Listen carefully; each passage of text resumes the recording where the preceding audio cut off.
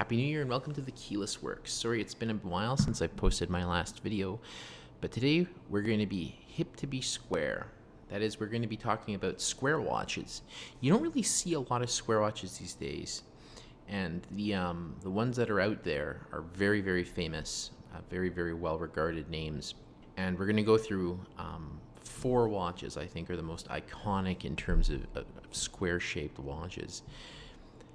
Before we do start with the video, though, it's customary to do a wristwatch check. Now, normally I'm not a big fan of micro brands, just because I don't know too much about them, but I've been a little bit more adventurous lately, and there have been some really good deals online that let me get a hold of some of these. So today I'm actually wearing a Aragon C Charger. This is the 50 millimeter size. It's a beefy watch, but we'll get to that in another video. But today we're talking about square watches. So without further ado, let's roll the title and get into the Keyless Works.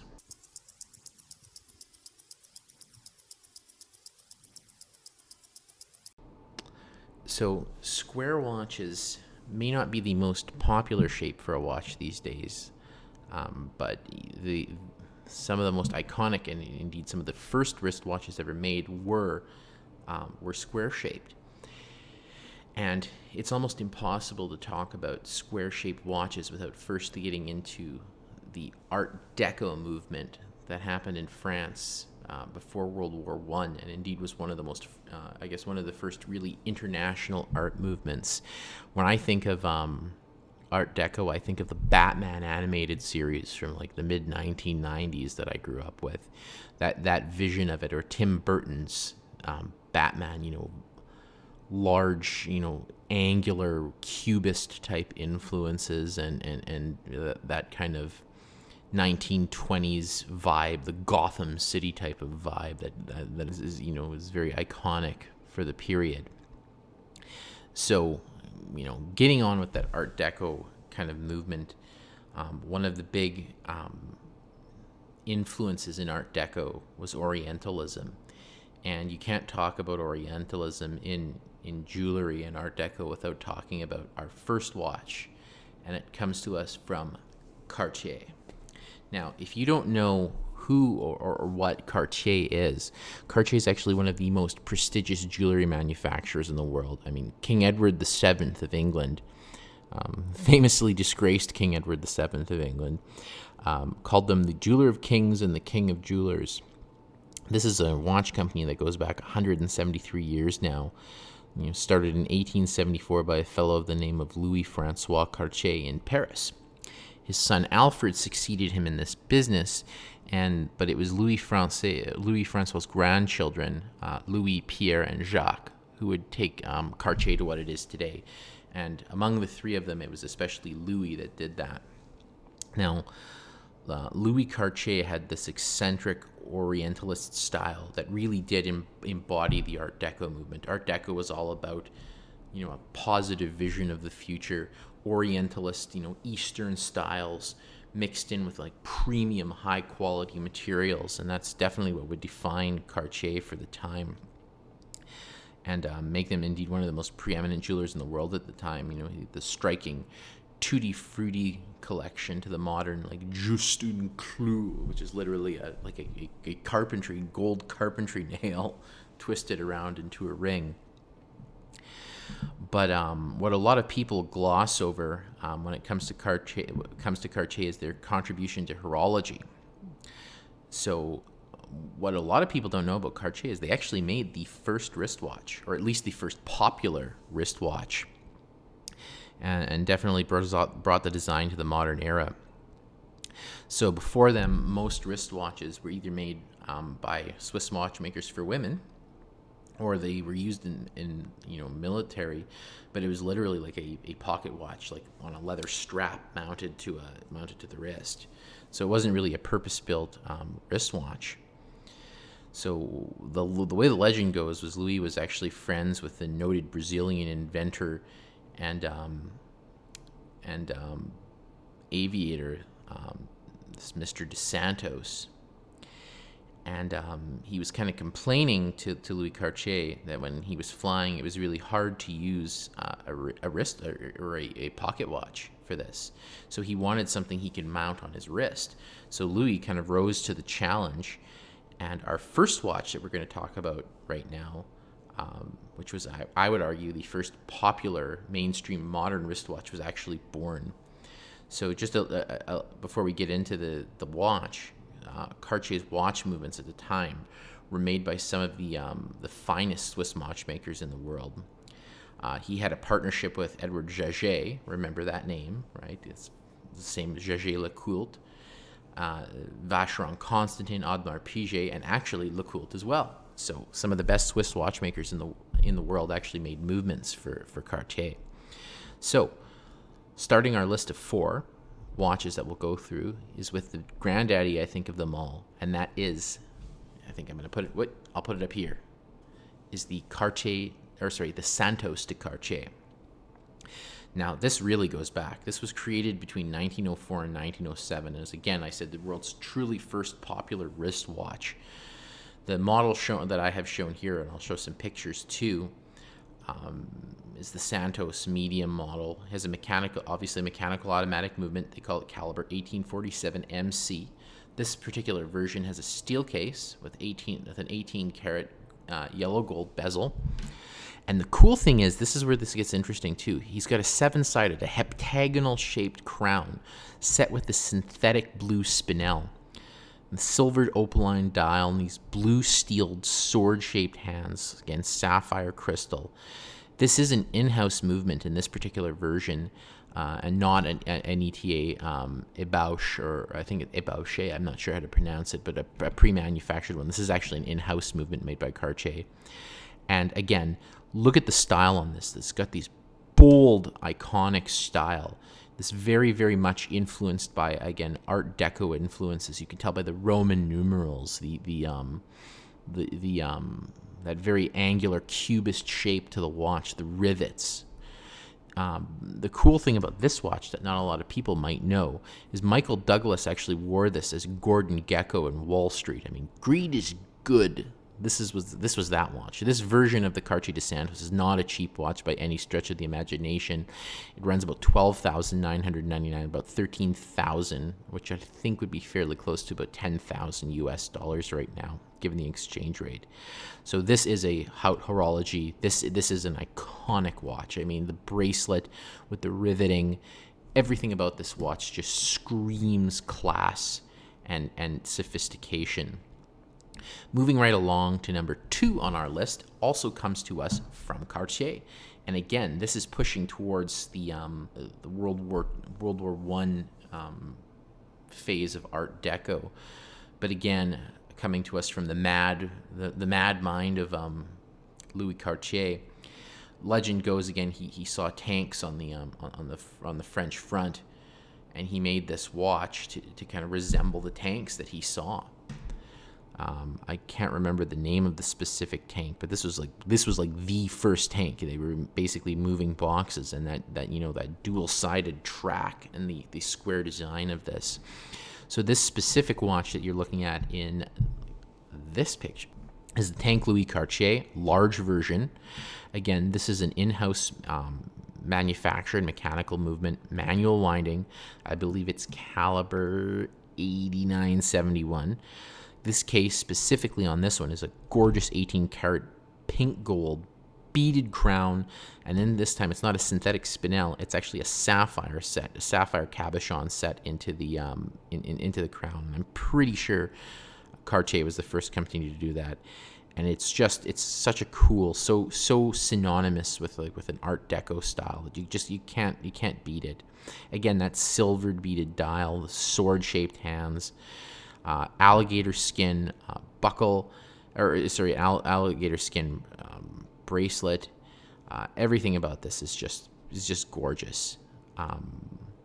Again, though, these are not cheap watches. Although with the Tank, Cartier does have a range. This one specifically is about 16,000 Canadian dollars. But if you do move down into their quartz movements, you can snag this for about 3,300 Canadian dollars with a stainless steel case. Again, it is by no means a cheap watch. And I don't normally review watches I don't own, but in this case, it's so hard to find a square watch. I thought I'd have to deal with the most iconic ones for sure. And again, if we're talking about iconic square watches, you cannot talk about square watches without talking about our next watch. And that, my friends, is the Tag Heuer Monaco. So again, no discussion would be complete without mentioning this. The Tag Heuer Monaco was worn by the King of Cool, Mr. Steve McQueen himself, in 1971 in the movie Le Mans, and it kind of, at the time, really immortalized Heuer's. It wasn't Tag Heuer at the time; it was Swiss Heuer, their association with auto racing. And I know people like to hate on Heuer, but just look at this watch. I mean, the fact that it was worn by Steve McQueen, shown in this picture. Let's do it right here this time.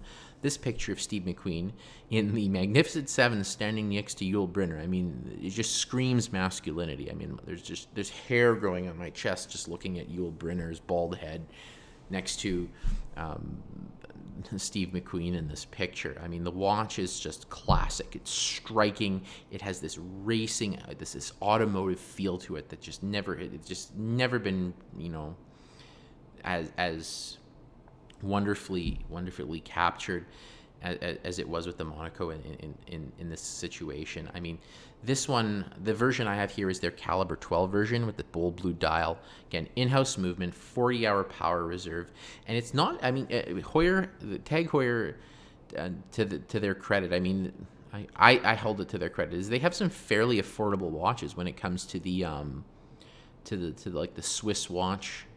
Swiss like intro luxury level. I mean, the Aqua Racer, I mean, you can get these things for just over $1,000, which is cool. But the Monaco is one of their flagship version watches, and this commands a price of about 6,000 Canadian dollars. So it's not a Rolex, but it's definitely pushing that range, and it's definitely an iconic watch. Again, I just love the aesthetic of this one. You have that angled square kind of pushers for the chronograph. And I know, again, I know people love to hate on Heuer. I'm not sure why. I'm not a watch snob. I mean, I don't have the financial wherewithal to be a watch snob, but it's just such an iconic and cool watch. If you've got the cash, you cannot beat the Tag Heuer Monaco. Now, the last watch on this list would be Jaeger-LeCoultre. And again, I told you to remember that name because we have the next watch on our list is the Jaeger-LeCoultre Reverso. Now, there's a lot of different versions of this watch, so we'll show a few different pictures here that'll kind of scroll by. But there are versions of this watch that have, gold, silver, stainless steel, different bracelets. There's even versions of this watch, the Reverso Duo Face, that is a dual-sided watch. It's 2 time zones on the same watch, which isn't remarkable until you consider you can flip this watch over, and using the same movement, you have a different face, different time zone. I mean, Jaeger-LeCoultre has been called the watchmaker's watchmaker, and there's a reason for that. These guys make some, pardon my French here, but just batshit crazy levels of movements. Some of their repeater movements are they're like something out of like a steampunk nightmare. It's incredible, the amount of sophistication and class that goes into them.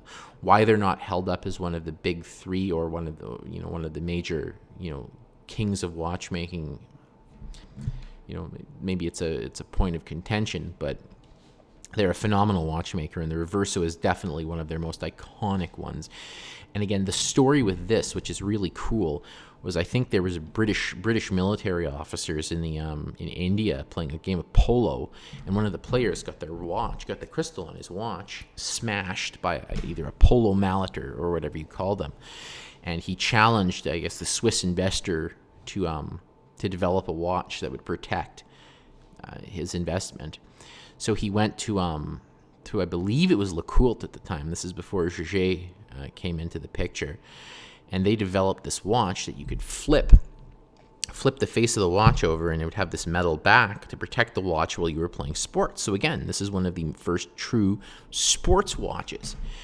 And if you just look at the style on this watch too, again, we're talking about the same period in time here, roughly, about that Art Deco style. And you can really see this on the watch when you see the at the bottom at the 6 o'clock position, you have this, what they call gadrooning, these concentric circles. And just very, very typical. If you ever look at something like the Chrysler Building in the United States, or the style of statuary that was done at the time. I mean, one of the most iconic statues done in this Art Deco style is Christ the Redeemer in Rio de Janeiro, and you can kind of see it in Christ's robes here, this concentric, straight, angular style. And again, that's very, very typical of Art Deco.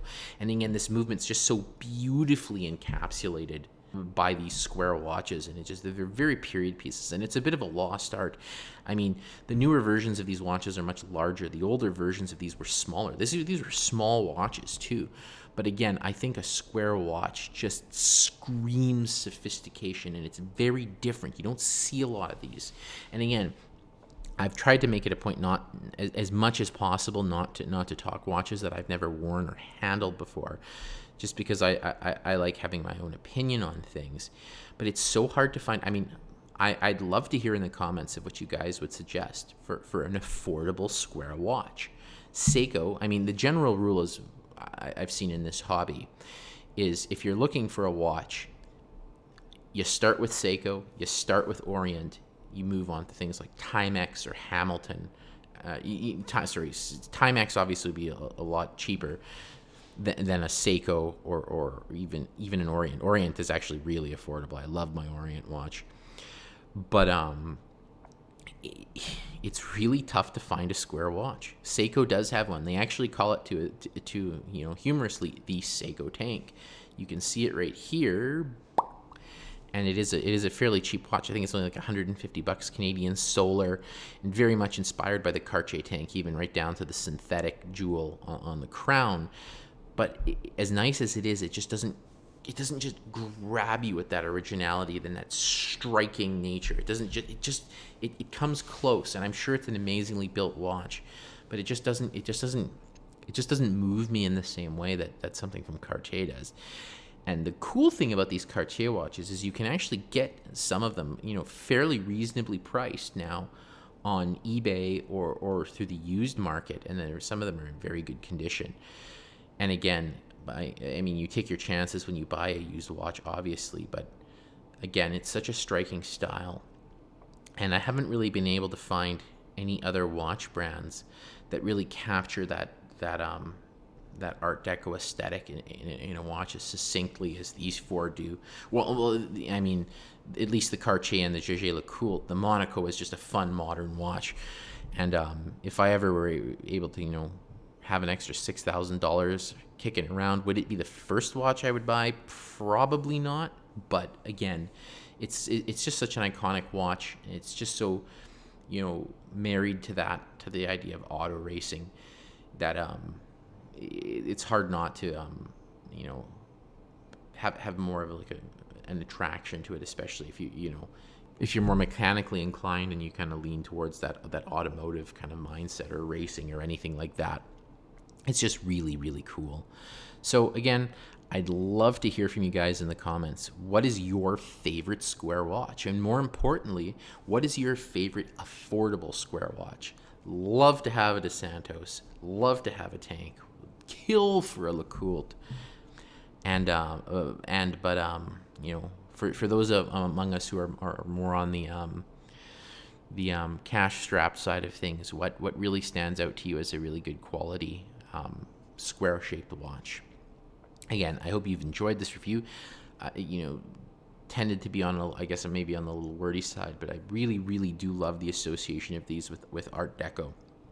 And again, it's really, really cool. It's one of my favorite periods in art history, and I'm not an art historian, or do I play one on TV, but I really, really do like the period, and this is just the Orientalist kind of Cubist, pre-World War I type aesthetic is just so cool. And I would love to see this something like this on my wrist in the near future. Again, let me know what you think in the comments. This has been the Keyless Works. Take it easy until next time.